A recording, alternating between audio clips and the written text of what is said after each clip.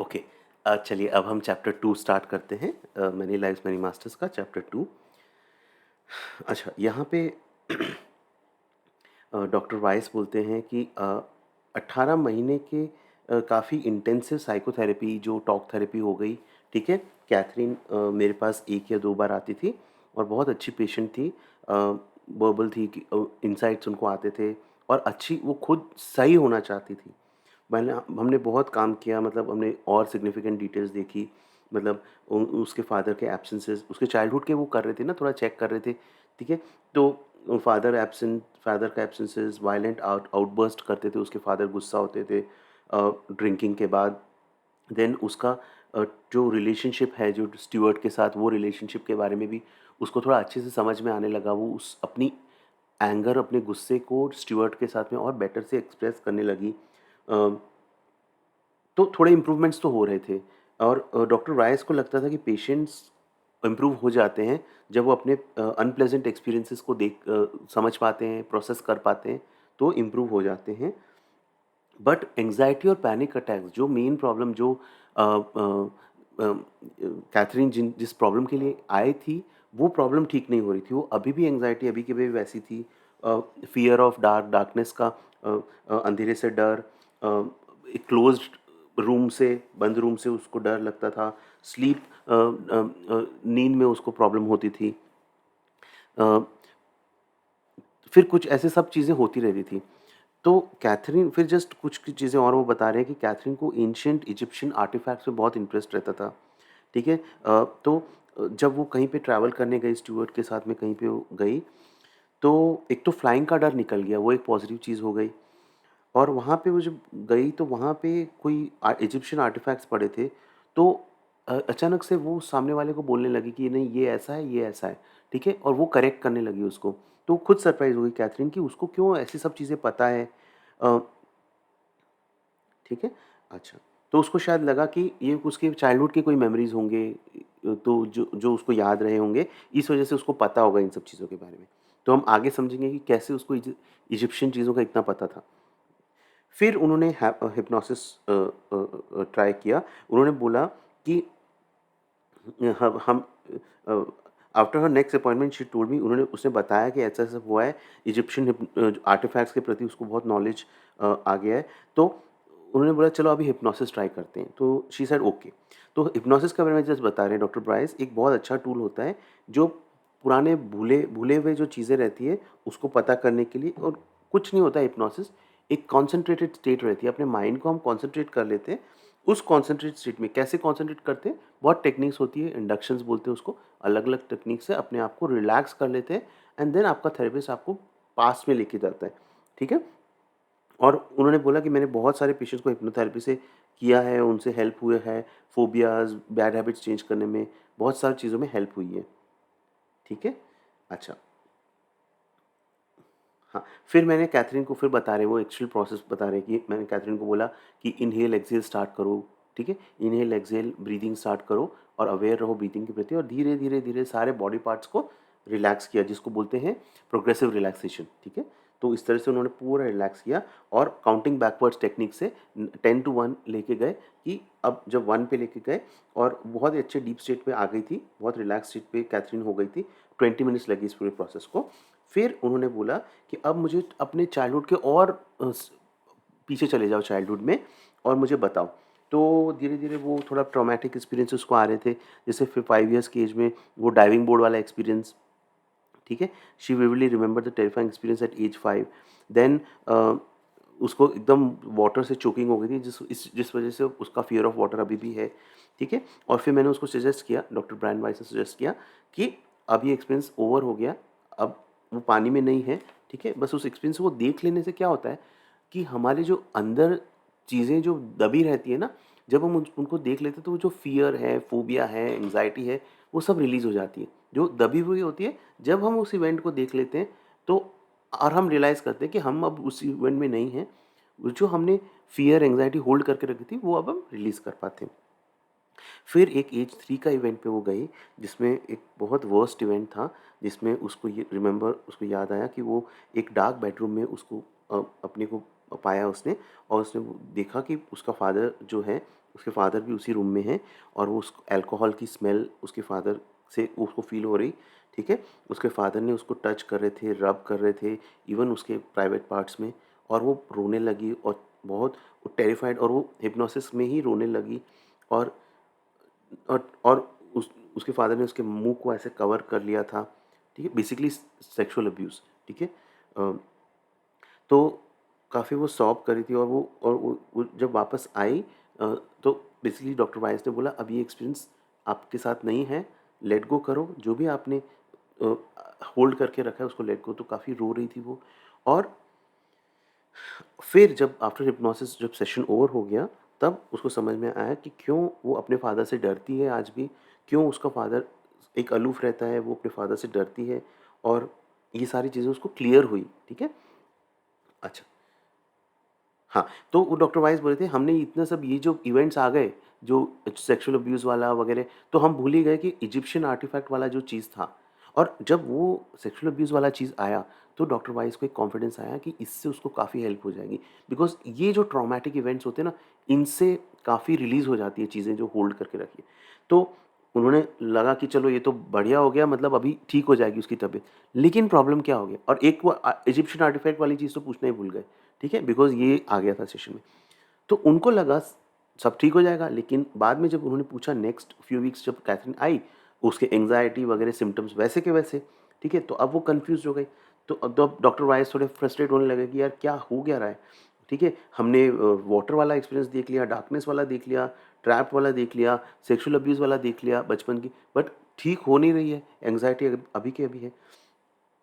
ठीक है? और तो फिर उन्होंने बोला, अब मैंने कैथरीन को 2 साल की एज में लेके गया, ठीक है? 2 साल मतलब it's like said go back to the 2 years of age, और उसके एक्सपीरियंसेस, और उस टाइम पे कोई सर्च करने के लिए कि भाई कोई ट्रॉमेटिक एक्सपीरियंसेस कुछ नहीं थे, ठीक है?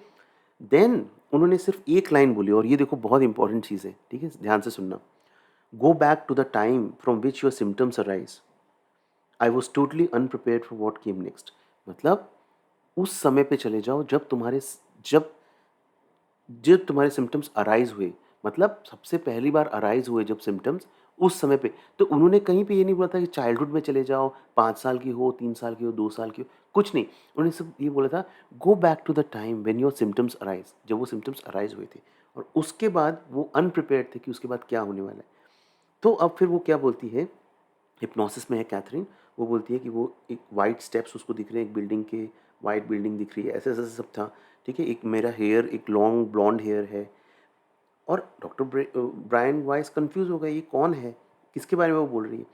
तो उन्होंने बोला कौन-सा साल था और क्या नाम था उसका? तो उसने बोला मेरा नाम अरोंडा था, अरोंडा, मैं 18 इयर्स की हूँ, मेरा नाम अरोंडा है, मैं 18 इयर्स की हूँ, मेरे सामने मुझे एक मार्केट प्लेस दिख रहा है, एक मार्केट दिख रहा है, और मैंने बास्केट्स रखी हुई है, बाल्टियाँ हमारे हाथ में हैं, हम बास्केट्स अपने शोल्डर्स पे रखते हैं, वैली में रहते हैं, पानी नहीं है, ईयर है 1863 बीसी, बिफोर क्राइस्ट 1863, राइट? तो हम डॉक्टर राइस ने क्या बोला कि गो बैक इन टाइम, पीछे चले जाओ, कब सिम्पटम्स अराइज हुए? तो वो 1863 में। हमारा सबकॉन्शियस अनकॉन्शियस माइंड इतना पावरफुल होता है ना, जब हमको हीलिंग चाहिए रहती है, तो वो राइट टाइम वो देखता है कि अच्छा ये टाइम ये थेरेपिस्ट केपेबल है, ये इवेंट निकाल के दो। ट्रॉमेटिक जितना होता है तो वो सबकॉन्शियस माइंड देखता है कि क्या ये सामने वाला केपेबल है इसको हैंडल करने के लिए, तो वो इवेंट वो थ्रो अप करते हैं। तो यहाँ पे वो इवेंट थ्रो अप हुआ 1863 बीसी, ठीक है। एरिया के बारे में जिस उन्होंने थोड़ा सा बताया कि ये एरिया है वगैरह, ऐसा सब बताया, ठीक है। फिर उन्होंने बोला थोड़ा आगे चले जाओ इस टाइम में और देखो क्या होता है। बेसिकली डॉक्टर वायस ट्राई कर रहे हैं कोई ट्रॉमेटिक इवेंट फाइंड आउट करने का। तो वो बोल रहे हैं कि मैं पेड़ हैं, स्टोन रोड है, मेरे को एक फायर दिख रही है, मेरा हायर ब्लॉन्ड है। फिर वो बोलते हैं मैं 25 साल की हूँ, मेरे पास में एक गर्ल चाइल्ड है, एक बच्ची है जिसका नाम क्लेस्ट्रा है। देन उसको जस्ट रियलाइज़ हुआ शी इज़ रैशल, रैशल उसकी इस लाइफ में उसकी नीस है, ठीक है? उसकी नीस मतलब कोई भतीजी, भतीजी, ठीक है? और वो बहुत अच्छी क्लोज़ रिलेशनशिप है उससे उसकी। मतलब इसमें क्या होता है ना, जब आप अनकॉन्शियस में होते हो तो आपका एक तो जो डीप माइंड भी एक्टिव रहता है और कॉन्शियस माइंड भी एक्टिव होता है। कॉन्शियस माइंड थोड़ा पीछे चले जाता है, डीप माइंड आगे आ जाता है, अनकॉन्शियस माइंड। तो अनकॉन्शियस माइंड ने उसको ये बताया कि भैया ये मेरे साथ में जो बच्ची है क्लेस्ट्रा नाम से है, मैं 25 साल की हूँ, लेकिन वो क्लेस्ट्रा इस लाइफ में रैशल है और रैशल उसकी भांजी है या भतीजी है जिससे उसका बहुत अच्छा क्लोज रिलेशनशिप है, ठीक है। अब डॉक्टर वाइस कंफ्यूज हो गए कि यार ये क्या हो रहा है, मतलब उनका उनको मतलब कि उनको समझ में नहीं आ रहा कि ये तो एकदम विजुअलाइजेशन, बहुत क्लियर विजुअलाइजेशन कर पा रही है, name, date, clothes, trees, stones, road. अब उन्होंने बोला मैंने खूब सारे इतने सारे साइकेट्रिक पेशेंट्स का मैंने देखा, लेकिन ऐसे फैंटेसीज किसी की भी नहीं आई। तो वो श्योर नहीं थे कि ये मेमोरी है या फैंटेसी है, बट वो स्टिल वो ट्रॉमेटिक इवेंट पता करना चाहते थे। तो उन्होंने कंटिन्यू रखा कि आगे बढ़ो, देखो क्या हुआ, ठीक है। देन अचानक से डॉक्टर कैथरीन बोली, मुझे ऐसा लग रहा है एक बड़ी बड़ी वेव्स हैं, वो पेड़ों को तोड़ रही है, ठीक है, वेव्स, पानी की वेव्स, और कहीं भाग नहीं सकते। बहुत ठंडा हो गया, पानी बहुत ठंडा हो गया। मुझे अपने बच्चे को बचाना है, बट मैं नहीं बचा पा रही हूँ। मुझे उसको सर पकड़ के रखना है। फिर वो बोलती है, आई ड्राउन, मैं डूब जाती हूँ। वाटर चोक्स मी, पानी मेरे अंदर चला गया है। चोक, मैं ब्रीथ नहीं कर पा रही हूँ, सांस नहीं ले पा रही हूँ, swallow नहीं कर पा रही हूँ। सॉल्टी वाटर, वाटर का जो टेस्ट भी उसको समझ में आ रहा है। माई बेबी इज टॉन, मेरा बच्चा मेरे हाथ से बाहर निकल गया है। उसको हो हिप्नोसिस में भी उसको ऐसे हो रहा है, ठीक है। शी कैन फील कि वो वहाँ पे है, ठीक है। अचानक से उसकी बॉडी रिलैक्स्ड, उसकी एकदम रिलैक्स हो जाती है, ब्रीथिंग सही हो जाती है।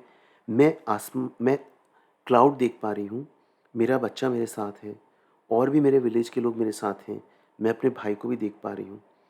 अब बेसिकली वो रेस्ट कर रही है, उसका वो लाइफ टाइम एंड हो गया है। क्या होता है जब हमारी आत्मा, हम लाइफ टाइम एंड हो जाता है, हमारी आत्मा फ्लोट करती है हमारी बॉडी से ऊपर और ऊपर जाती है, ठीक है, स्पिरिट वर्ल्ड में।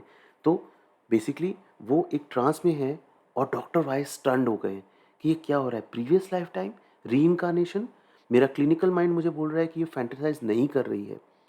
शी वॉज नॉट फैंटेसाइजिंग, मतलब उनका ऑल्दो साइंटिफिक माइंड है, बट वो माइंड उनको बोल रहा है कि भाई ये फैंटेसाइज नहीं कर रही है, ये एक्चुअल रियलिटी है, एक्चुअल मेमोरीज है। बट एक्चुअल मेमोरीज इस साल ये लाइफ की तो मेमोरीज नहीं हो सकती, बिकॉज इस लाइफ में तो उसकी कोई बच्ची नहीं है, उसकी शादी भी नहीं हुई है, ठीक है। फिर उनको लगा ये स्किज़ोफ्रेनिया है, बट स्किज़ोफ्रेनिया के सिम्टम्स कहीं पे भी उसके नहीं है, ऑडिटरी हेलुसिनेशंस वगैरह कुछ भी नहीं है। तो कंफ्यूज्ड, ठीक है। और अल्कोहल भी उसने कंज्यूम नहीं किया कि उसके कोई माइंड इंटॉक्सिकेटिंग सब्सटेंसेस, अल्कोहल भी कंज्यूम नहीं किया हो। मेमोरीज तो हैं, बट कहाँ से हैं। देन उनको समझ में आया कि ये री और पास्ट लाइफ की मेमोरीज हैं, ठीक है। मेरा साइंटिफिकली ट्रेंड माइंड मुझे अलाउ नहीं कर रहा था ये समझने के लिए। फिर उन्होंने बोला गो ऑन, आगे बढ़ो, उसी सेशन में आगे बढ़ो, कुछ और याद आता है। तो उसको दो फ्रेगमेंट्स आ रहे हैं, दो और लाइफ टाइम्स के फ्रेगमेंट्स याद आ रहे हैं। एक में तो उसका लूजिया करके 1766 AD, 56 हूँ, डांसिंग हूँ, मैं बीमार पड़ गई हूँ, डॉक्टर्स को पता नहीं ये फीवर कहाँ से आया। देन उन्होंने आगे लेके गए तो बोलते मैं रिकवर हो गई हूँ, बट मेरा हेड अभी सिर और भी दर्द कर रहा है, बहुत लोग मर जाते हैं। फिर उन्होंने बताया कि उस लाइफ टाइम में जिसमें जो लूजिया वाली लाइफ टाइम में वो एक प्रोस्टिट्यूट थी, बट उन्होंने वो इन्फॉर्मेशन उनको नहीं बताई डॉक्टर वाइस को, बिकॉज उनको थोड़ा एम्बेरसमेंट हो रहा था। उन्होंने शायद कुछ ऐसा भी देखा हो जिससे उनको एम्बेरसमेंट हो रहा हो, उन्होंने वो चीज़ें नहीं बताई जो प्रोस्टिट्यूट करती है, ठीक है, जो उनके लाइफ में उन्होंने की, ठीक है। तो उससे उनको, डॉक्टर वाइस को ये पता चला कि एक इंसान हिप्नोसिस में भी अपने थेरेपिस्ट से कुछ चीज़ें रोक सकता है शेयर करने से, ठीक है। देन कैथरीन ने रिकॉग्नाइज, क्योंकि कॉन्शियस माइंड भी थोड़ा एक्टिवेट रहता है, ठीक है। तो इसलिए एक बहुत गलत चीज़ है ये सोचना कि बहुत बड़ा मिथ है कि पास्ट लाइफ रिग्रेशन में कोई आपसे बुलवा सकता है कोई चीज़ें जो आप सीक्रेट नहीं, आपको फुल फ्रीडम रहती है कि आप उतना ही डिस्क्लोज करो जो आप डिस्क्लोज करना चाहते हो। देन कैथरीन ने रिकॉग्नाइज किया एक जो नीस, I was curious about my role, if any, in her remembrances. She responded quickly in contrast and deliberate recall. नहीं, then नीस के बारे में पूछा। नहीं, हाँ, what doctor vice is saying कि क्योंकि उन्होंने नीस के बारे में, कैथरीन ने बताया कि वो नीस इस लाइफ में उसकी वो है। अब सुन लो, बहुत मस्त चीज़ है, ठीक है। तो डॉक्टर वाइस ने सोचा क्या इनका मेरे से कोई रिलेशन है पास्ट लाइफ टाइम का। तो उन्होंने पूछा कि क्या मैं आपके किसी पास्ट लाइफ में आपके साथ में था। तो एकदम से शी रिस्पॉन्डेड क्विकली कि तुम मेरे टीचर हो, यू आर माई टीचर, एक लेज पे, एक मतलब ऐसे जगह पे बैठे हो, तुम हमें बुक से पढ़ाते हो, you teach us from books, you are old with grey hair, आप ओल्ड हो, आप बूढ़े हो, आपके ग्रे हेयर हैं, आप आप एक वाइट ड्रेस पहना है, आपने गोल्ड ट्रिम पहना है, आपका नाम डियोजेनस है, आप हमको सिंबल्स ट्रायंगल्स के बारे में बताते हो, आप बहुत वाइज हो, बट मुझे समझ में नहीं आता, आप जो बताना चाहते हो वो मैं समझ नहीं पाती हूँ। ईयर है 1568 बीसी, 1568 बीसी। देखो, पहला लाइफ टाइम बीसी से वो एडी में गई, एक लाइफ टाइम में एडी में गई आगे, वापस जब क्वेश्चन पूछा तो उसके माइंड ने उसको वो टाइम लिखा दिखाया विच इज़ 1568 बीसी, जो कि 1200 साल पहले था, before the noted Greek cynic philosopher Diogenes. Now Greece में एक फिलोसफर भी थे डायोजनीस, बट उस टाइम 1568 बीसी और उनके होने के टाइम में 1200 साल का डिफरेंस था। हावेवर डॉक्टर वाइस ने क्लियर किया कि ये डायोजनीस नाम ग्रीस में बहुत कॉमन नाम है, ठीक है, तो वो कोई और भी हो सकते हैं। पहला सेशन एंड हो गया, बहुत अमेजिंग सेशंस अभी आगे आने वाले हैं। जैसे कैथरीन गई, तो बेसिकली वो बोल रहे हैं कि मेरा लॉजिकल पार्ट अभी भी समझ नहीं पा रहा था, डाइजेस्ट नहीं कर पा रहा था, मैं किसी को प्रूव नहीं कर पाऊँगा ये उसके जो असर्शंस या विजुअलाइजेशंस, बट मुझे कहीं न कहीं एक अवेयरनेस थी कि ओपन माइंड रखो, उसका उनका माइंड उनको बोल रहा था कि ओपन माइंड रखो, ट्रू साइंस, सच्ची साइंस ऑब्जर्वेशन से स्टार्ट होती है, उसकी मेमोरीज शायद फैंटेसी और इमेजिनेशन नहीं हो, कुछ है जो उससे और डीप है, something deep that more that meets the I, open mind, ज़्यादा डेटा लो। फिर उनको जस्ट ये हुआ कि मुझे एक नैगिंग थॉट आया कि कैथरीन बिकॉज वो एंग्जाइटी और फियर उसको है, तो कहीं ऐसा तो नहीं होगा कि वो हिप्नोसिस के लिए नहीं आएगी। मैंने सोचा कि मैं उसको कॉल नहीं करूँगा, उसको एक्सपीरियंस, बिकॉज इतने डीप एक्सपीरियंसेस हुए हैं, उसको एक्सपीरियंसेस डाइजेस्ट करने देता हूँ, मैं नेक्स्ट वीक तक वेट करूँगा, ठीक है। तो ये हो गया चैप्टर 2। अब हम नेक्स्ट में डिस्कस करेंगे चैप्टर 3। आई होप आपको इंटरेस्टिंग लग रहा है। Thank you. अब हम नेक्स्ट चैप्टर 3 डिस्कस करते हैं।